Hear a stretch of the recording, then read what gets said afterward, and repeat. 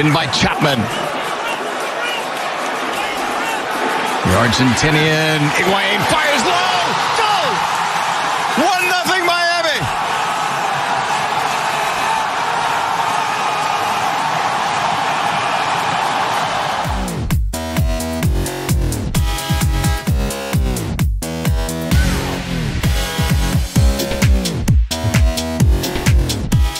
Hey, what's up everybody, and welcome back to Miami Total Football.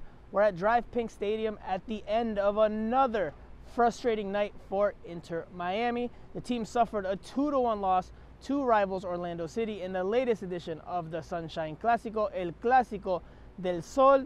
And it was very frustrating and disappointing for Inter Miami because of the manner in which the defeat came. Inter Miami was actually up in this one in the second half, but Nani created some magic and came to the rescue, and Orlando City ended up taking this one from the Herons, and Orlando City took the 3 points and celebrated with its fans in the stadium. And that was definitely frustrating for Inter Miami because of the performance it had put forth. You know, by and large, this was Inter Miami's best performance in a while, maybe dating back to the Cincinnati game, arguably even before that. Now, we'll touch on that in just a little bit, but again, given what Inter Miami put into it, it felt like they could have gotten a much better result, and that was the frustrating part. We were beaten probably by one player, a player I know well. 2 moments of absolute magic from Nani in a game when I thought we were absolutely outstanding, and feel angry but really proud of the team.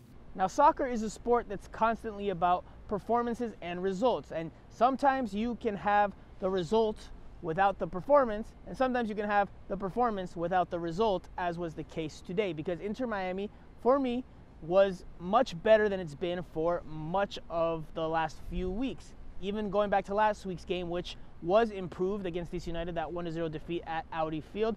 Inter Miami was better in that. It was better from what it had been in that one, but it was even better here against Orlando City, and it showed in a number of different facets. Not only did Inter Miami dictate the tempo at times and press Orlando into a bunch of turnovers and actually in the first half limit Orlando City to very little, but the team also defended very well against a very potent attack.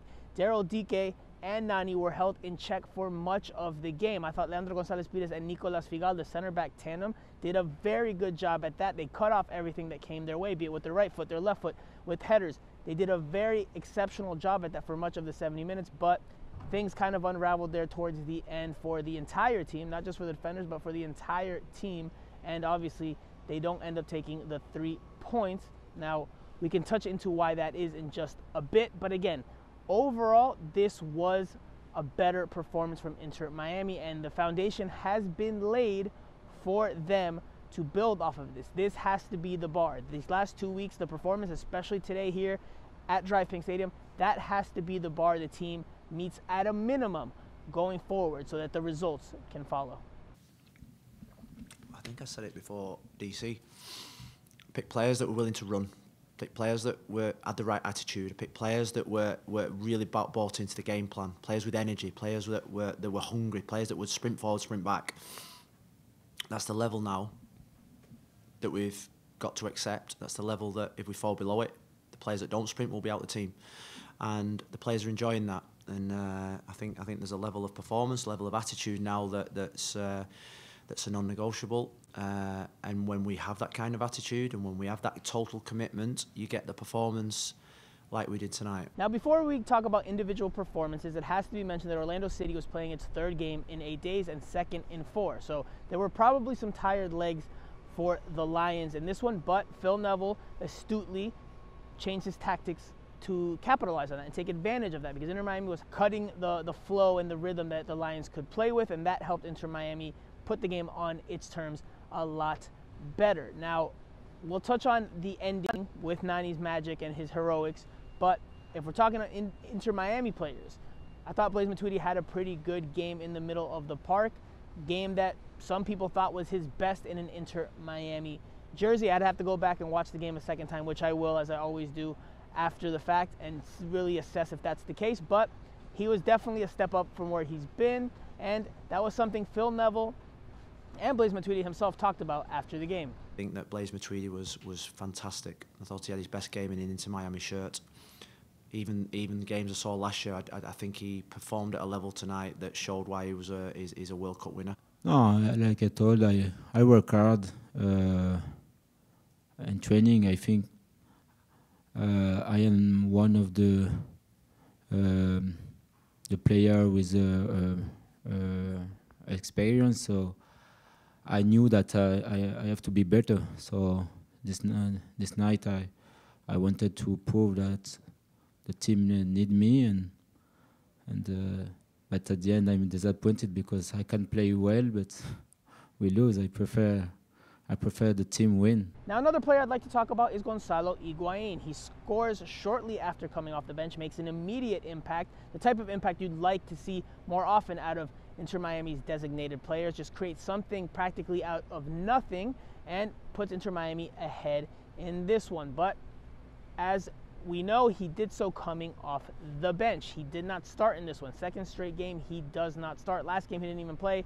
This one, he comes off the bench and makes an impact. But again, it's off the bench in a substitute's role. So what will his role be going forward? Well, that's to be determined. But this was probably a step in the right direction for him and for Inter Miami, though there appears that there might still be work to do. The plan was to bring him on at 60 minutes and just do that. When the game opened up, they got stretched. They were playing the 3 games in a week. We felt that that was the maximum we could have given Gonzalo. He's got that quality. I felt in the first half, even though we were by far the better team, the final third I thought we lacked probably his composure and his quality. And at half-time, even though I thought Carranza was sensational, and Chapman, I thought we would need his quality, and that was shown, obviously. You look at the goals, the 3 goals on the pitch were provided by, 2 were scored by 2 world-class players and set up by a world-class player as well. So that's the kind of quality that we want. That's what we need more of. And we're working really hard with Gonzalo in terms of sort of like the direction that we're heading with him. Now, as for the last 20 minutes, is it just a case of Nani providing his individual brilliance, making the difference with 2 moments of magic? There's certainly an element of that at play here. We'll analyze Inter Miami and what they could have done better, maybe on the 2 plays. But at the end of the day, Nani put the team on his shoulders in a game where he had struggled to make an impact. But he does so in the end, and he carries his team to victory and across the finish line. So a lot of kudos to him, especially on his game-winning strike. It'll probably be the MLS goal of the week because it had both power and placement. A heck of a goal, a world-class finish. So, you know, at the end of the day, Inter Miami will and did give him props after the game. You get beaten in games by moments of magic, and I felt that was probably the difference between the 2 teams. Nani, we totally nullified him for every bit of the game bar 2 moments. But that's why he's a great player. And when you look at great players, they stand up at the big moments, and that's what we need in our team. And that's what they had tonight. They had a match winner. They had someone that was prepared to win the game on his own, and that's why they won the game in the end.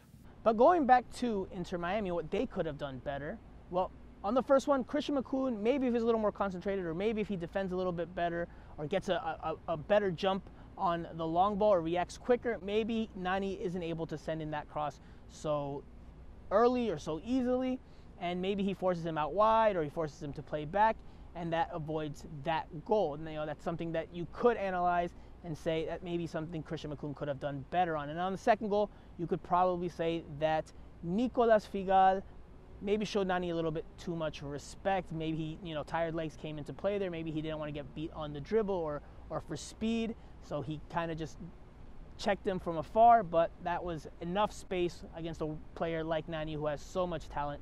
And he scored a heck of a goal, It's a stupendous strike.